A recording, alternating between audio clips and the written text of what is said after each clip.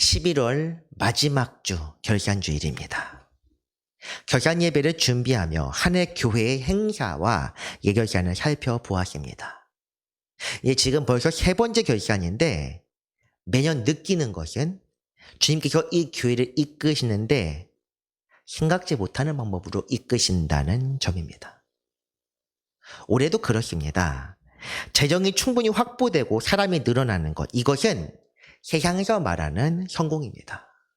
흔히 어떤 우리가 사업을 새로 시작하게 되거나 가게를 새로 열게 되었을 때 손님이 몇 명 왔느냐, 매출이 얼마 되느냐, 교회는 그것과는 조금 달라야 된다고 생각합니다.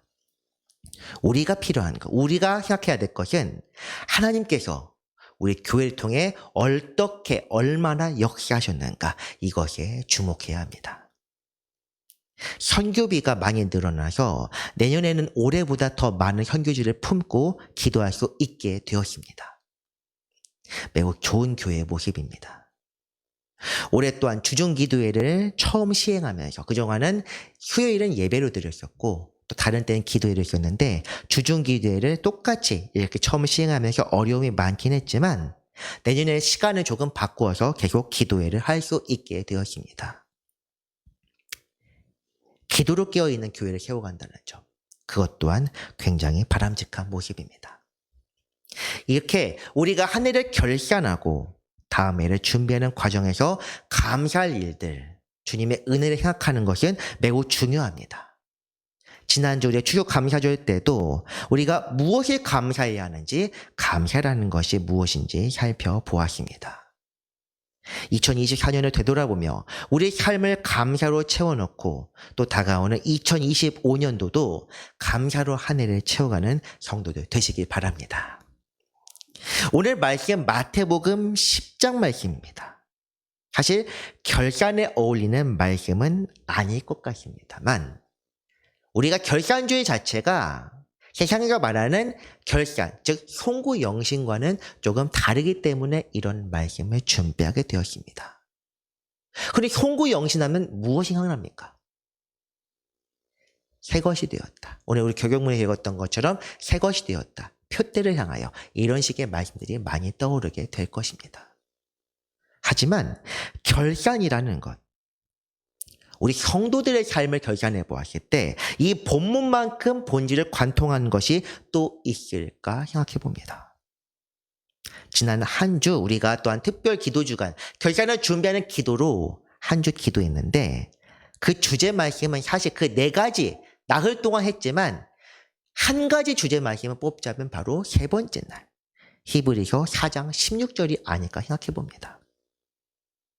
그 같은 맥락으로 우리가 긍휼하심과 때에 따라 돕는 은혜를 얻기 위하여 은혜 보좌 앞에 나아갔다. 이렇게 말했던 것처럼 주님의 은혜를 받은 사람으로서 그 은혜를 항상 잊지 않고 기억하면서 생각하며 살아야 합니다.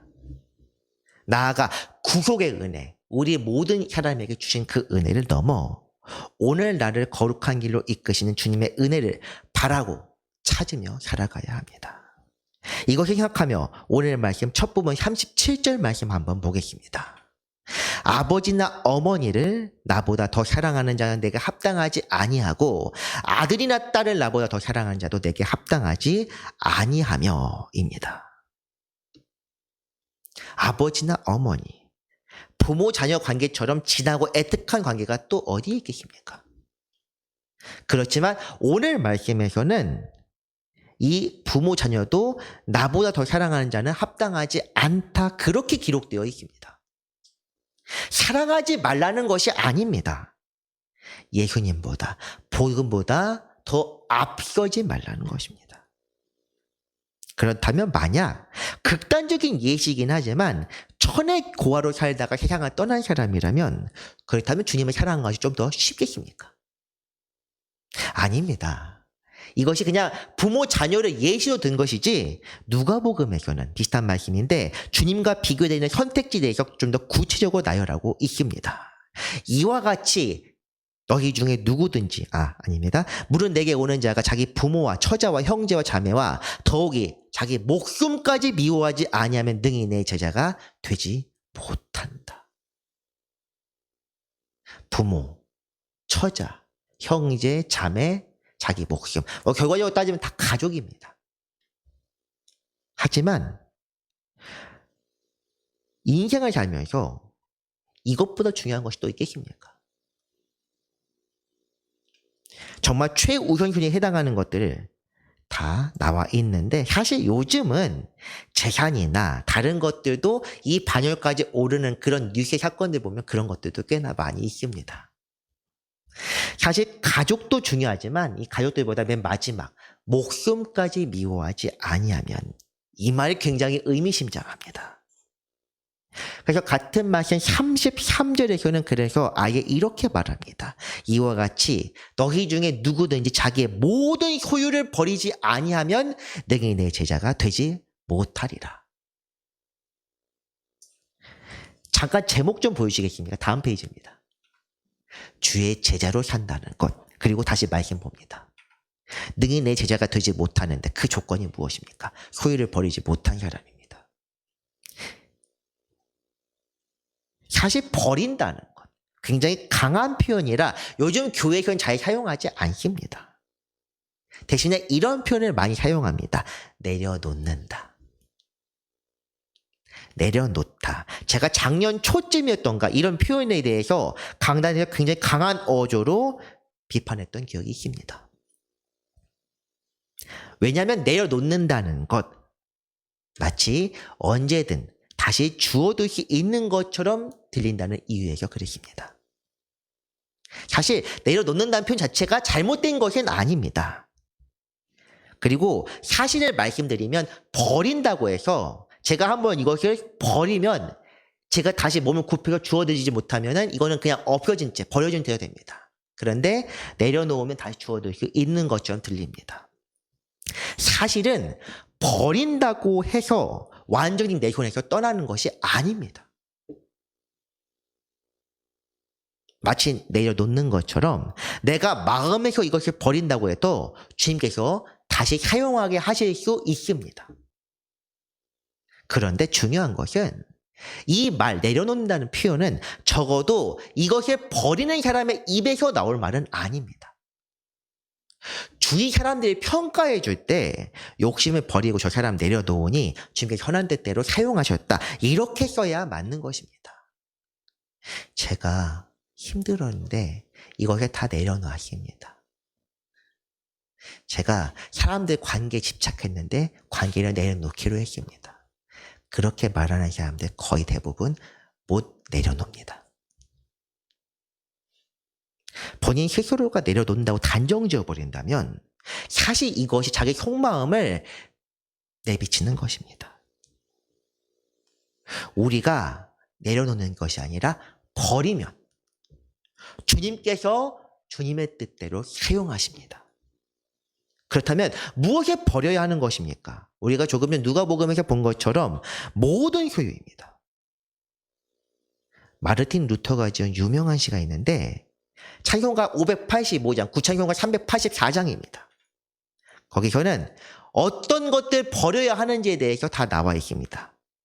친척과 재물과 명예와 생명을 다 빼앗긴데도 가사에서는 빼앗긴다고 합니다. 왜 빼앗기느냐? 왜 빼앗기게 내버려 두시느냐? 부수적인 것들이기 때문입니다. 없어도 되는 것들이라서. 굉장히 냉정하게 들릴지는 모르겠지만 하나님께서 필사적으로 이런 것들까지 다 챙겨주시는 것은 아닙니다. 주님께서 하지만 필사적으로 어떤 일이 있어도 이거는 반드시 지켜야겠다. 우리에 대해서 살피시는 것. 그것은 바로 우리의 영혼입니다. 우리가 구원의 길에 나아갈 수 있도록 정말 어떤 극악무도한 자들이라도 구원에 이르기를 원하신다. 이것이 바로 하나님의 뜻입니다. 오늘 본문이 말씀하는 것도 바로 이것입니다. 주의 뜻대로 살기 위해 필요한 것은 무엇이냐? 내 달란트, 내 능력, 내 재산, 내 인간관계 이런 것들이 아닙니다. 오직 우리의 영혼입니다. 그렇다면 그것들은 무엇입니까? 친척과 재물과 명예와 생명. 내 유익을 위해, 이 땅에서 내 유익을 위해 필요한 것들입니다.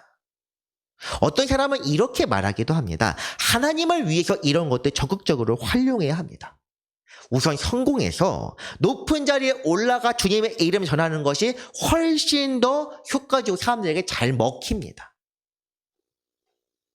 방법론적으로는 꽤나 일리 있는 말입니다. 실제로 제가 신학대학교에 있을 때 전도학 교회 성장학이라는 학문을 들었는데, 학문이라 말씀드립니다. 이런 식으로 이야기를 합니다. 큰 교회가 전도하니 훨씬 효과적이다. 이렇게까지 이야기를 합니다. 왜냐? 다양한 컨텐츠를 활용할 수 있기 때문에. 그래서 작은 교회들도 이렇게 이야기합니다. 큰 교회 컨텐츠를 배워서 벤치마킹 하거나 아니면 그것들을 혹은 이게 개발하거나 창조해서 그렇게 사용하라고. 그런 사람들이 교회 성장시킨다. 그런데 실상 그 말 속에 자신의 욕심이 없다고 할 수 있겠습니까? 교회 성장은 무엇을 위해 하는 것입니까? 그렇게 해서 어떻게든 교회에 집어넣고 복음을 전하면 된다. 욕심을 사람들의 말초시경을 자극하고 욕심을 자극해서 교회에 들어오는 사람들이 복음을 듣겠습니까? 아니, 그런 사람의 복음을 전할 수 있겠습니까? 이것은 결국 교회부터도 자기 욕심을 이루기 위해 하나님의 방패로 삼고 변명하는 것입니다. 결국 자기 자신을 속이는 말이라고 할 수 있습니다. 물론 이것이 우리가 지금 다 있는 것들 포기하고 오지로 가서 선교를 하거나 아니면 하나님께 모든 걸 바치라 그런 말은 아니라는 것쯤은 이제 저희 함께 하신 분들은 조금 아시리라 생각합니다. 우리는 이 향에서 열심히 필사적으로 살아가야 합니다. 감리교 전통을 세운 존 웨슬리 역시 돈에 대해서 이렇게 말했습니다. 될 수 있는 대로 열심히 벌어라. 될 수 있는 대로 열심히 모아라. 그리고 또 하나가 있습니다. 될 수 있는 대로 나눠주어라. 돈 자체를 모으는 것이 목적이 아니라 하나님의 뜻을 위해 사용하는 것이 목적이란 바로 이것입니다. 이 과정에서 내 주머니를 채우는 게 목적이 되는 순간 이미 본질에서 벗어난 것이, 그것을 확실히 알고 있는 말입니다. 우리에게 주님이 요구하신 것은 무엇이냐? 이 땅에서 잘 사는 것이 아닙니다. 의롭게 선하게 살아가는 것입니다. 그런 이유에서 본문 38절에서는 본질적인 제사가 무엇이니 그 핵심이 나와 있습니다. 또 자기 십자가를 지고 나를 따르지 않는 자도 내게 합당하지 아니하니라. 십자가. 사실 십자가가 이제 개신교 카톨릭 상징처럼 되어 있습니다. 예수님의 사형틀로 유명해지긴 했지만 당시 십자가가 이미 민중 사이에서 잘 알려진 것이었습니다. 어떤 사람들 이 말씀을 가지고 그렇게 이야기합니다. 예수님 십자가에 달리기 전에 십자가 얘기하실 리가 없다. 이건 예수님이 하신 말씀이 아니라 지하들이 말을 편집한 것이다. 이렇게까지 이야기를 합니다. 그런데 이미 십자가가 당시에 유명한 방법입니다. 예수님이 나시기 전에 있었던 스파르타쿠스 이야기. 스파르타쿠스가 어떻게 사용을 당했는지 십자가입니다. 정치범들을 처형하는 가장 극악무도한 자들을 처형하기 위해 사용한 것으로 군중 앞에서 사람의 피와 물을 빼어 말려 죽인다는 점에서 본보기가 될 만한 잔혹한 처형 제도가 바로 십자가입니다. 그런 십자가를 예시로 든 것은 예수님을 따르는 삶이 이미 모든 것들을 버리고 자기 몸에 있는 물과 피까지 버리면서 세상을 등지는 정도가 아니라 세상과 원수가 되는 것을 드러내는 것입니다. 예수님을 따르는 자, 제자가 되는 자는 십자가를 지는 삶. 다시 말해 모든 삶에게 지탄과 모욕을 받고 목숨을 빼앗기는 삶이다. 본문에서 명확하게 선언하고 있는 것입니다. 십자가. 사실 십자가 처형에 대해 이야기하자면은 모든 것을 잃어버린 것이야말로 정말 십자가입니다. 공개적으로 처형당하는 사람. 있다고 한번 가정해 봅시다. 지금 우리나라는 이제 사용제도가 사실상 이제 유명무실하지만 다른 나라들은 공개 처용하는 나라들도 있습니다. 그런데 이렇게 처용자가 있다면 일가 친척이나 가까운 지인이라도 그를 모른 척할 수밖에 없습니다. 같이 엮여 들어갈 수도 있기 때문입니다. 명예, 공개 처용을 당하는 사람에게 명예가 어디 있겠습니까? 재물의 생명도 마찬가지입니다. 그런데 주님은 그런 십자가를 지고 따르지 않는다면 합당하지 않다. 십자가 지는 삶이 제자의 삶이다 정도도 아니고 십자가 안 지면 제자가 아니다 이렇게 말씀하십니다. 이렇게 가혹한 삶을 요구하는 주인이 또 어디 있습니까? 그런데 동시에 우리가 하나 알아야 될 것. 세상에서 세상 기준이 아니라 모든 것들 중에 가장 선한 분이 바로 우리 주님이시라는 것입니다.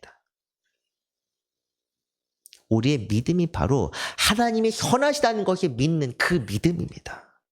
믿음에 관해 이야기하자면 올해 9월 말씀 월상 말씀이기도 했던 히브리서 11장 6절 말씀이 있습니다. 믿음이 없이는 하나님을 기쁘시게 하지 못하나니 하나님께 나아가는 자는 반드시 그가 계신 것과 또한 그가 자기를 찾는 자들에게 상 주시니 이심을 믿어야 할지니라. 아멘. 생각해보면 하반기 월상 말씀들이 굉장히 의미심장합니다. 9월 히브리서 11장, 10월 히브리서 4장, 그리고 11월 에스겔 11장. 그 말씀들이 지금 한 해를 마치는 결기한 때 다 이용되고 있습니다.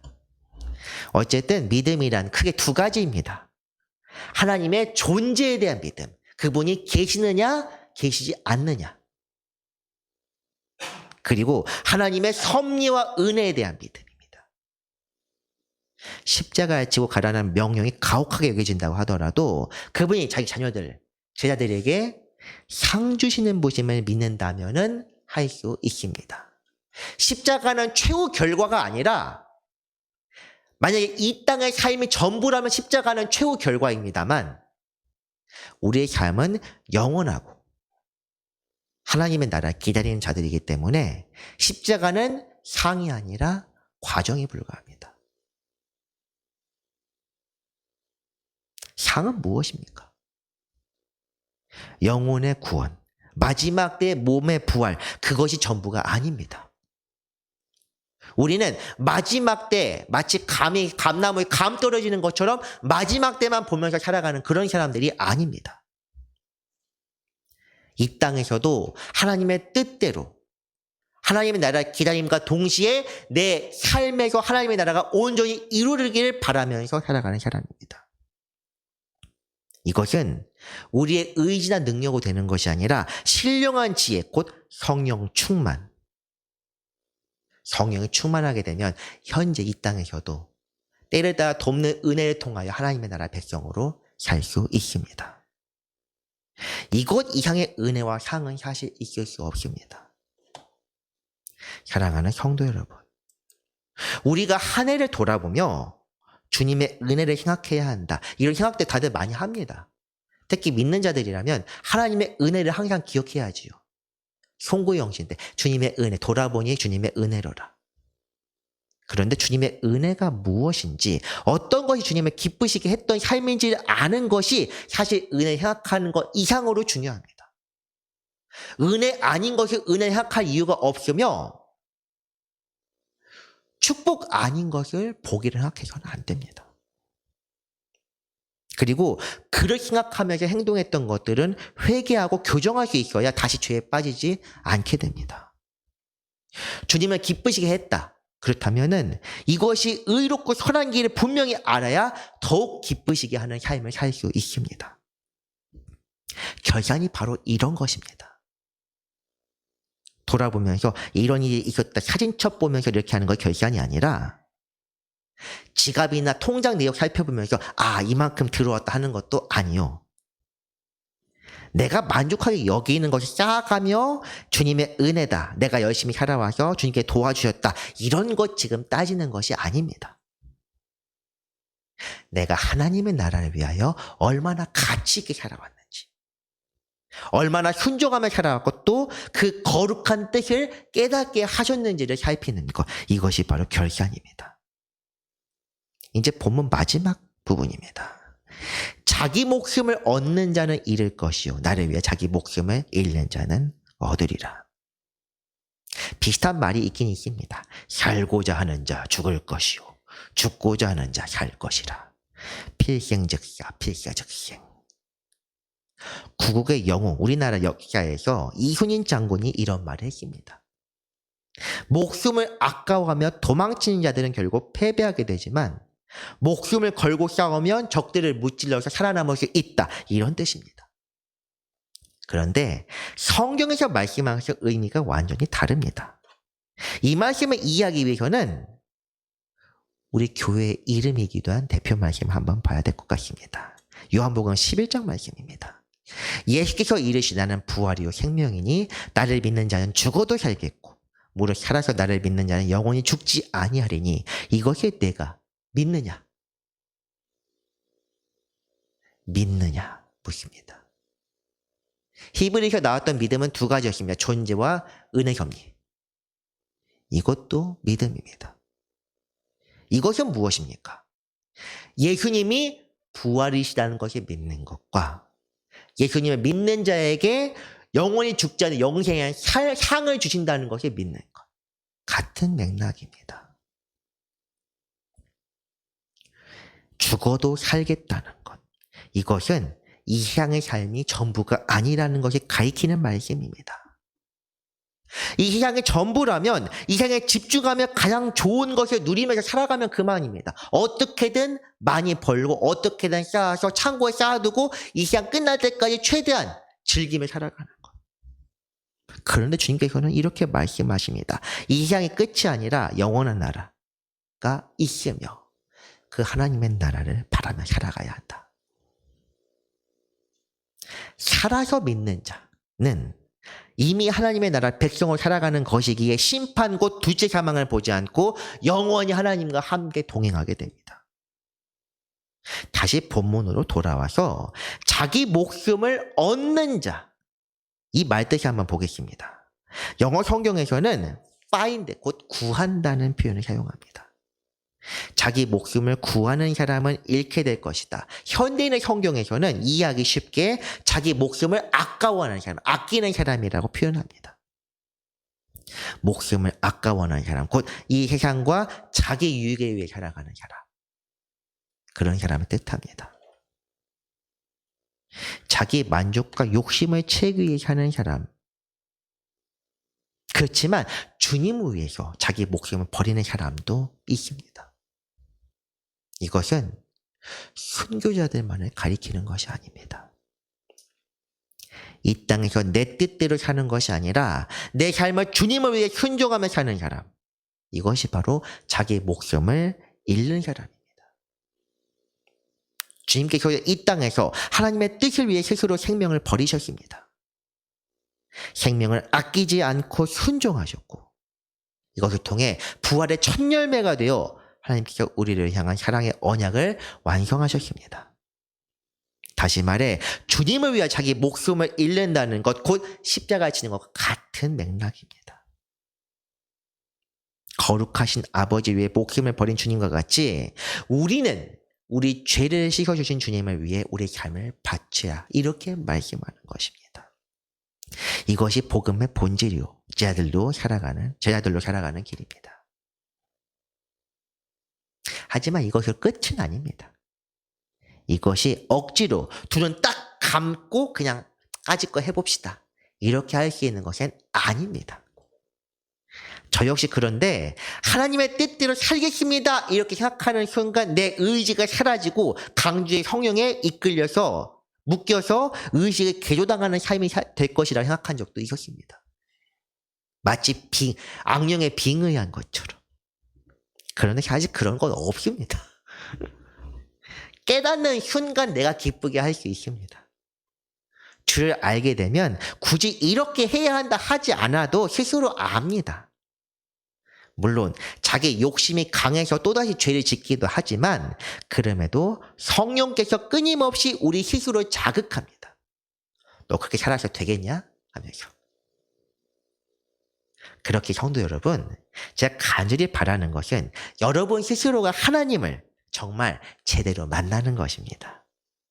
주를 만나면 내 삶이 완전히 변하는데 뇌 수술을 하거나 최면을 당하는 그런 것이 아니라 내가 중요하게 여기던 것이 사실 아무것도 아님을 깨닫게 됩니다. 그렇게 되면 이렇게 스스로 한탄합니다. 내가 왜 이런 것들 그렇게 귀하게 여겼던가 이렇게 생각하게 됩니다. 이것이 바로 주님께 주시는 은혜입니다. 자기 목숨을 스스로 버리고 주님을 위해 살게 되는 것.